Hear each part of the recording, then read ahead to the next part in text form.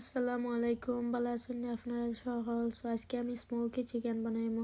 ফার্স্টে আমি কয়টুমা চিকেন লই নিলাম। দেন আমি 1 টেবিল চামচ পরিমাণ মরিচ দিলাম, 1 টেবিল চামচ পরিমাণ হলুদ দিলাম, দেন আমি 1 টেবিল চামচ পরিমাণ লবণ দিলাম। দিয়ে সবগুলা চিকেনের লগে মিক্স করে দিলাম আস্তে আস্তে। সো মিক্স করার পরে আমি একটা সবগুলা চিকেনের লগে মিক্স করে দিলাম। মিক্স করার পরে আমি একটা ফ্রাই প্যানের মাঝে 1 কাপ পরিমাণ তেল লইলাম।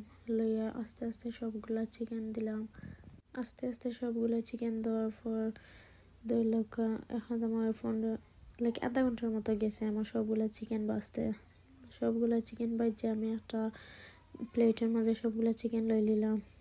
দেন আমি সেম ফ্রাই প্যানের মাঝে আমি বড় বড় 2টা পেঁয়াজ ব্লেন্ড করে লই নিলাম।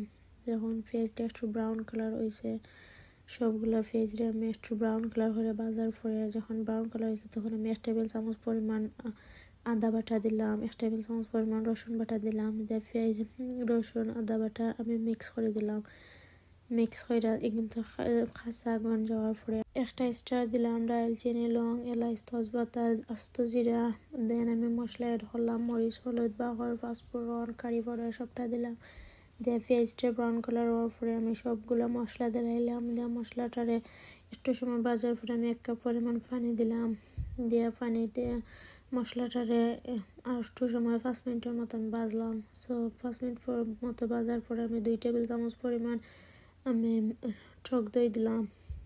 টক দই দেওয়া মশলার লগে 2 টেবিল চামচ পরিমাণ টক দই অ্যাড হয়ে মশলার লগে মিক্স করলাম। সবগুলা মিক্স করার পরে আমি 4-5টা কাঁচামরিচ দিলাম।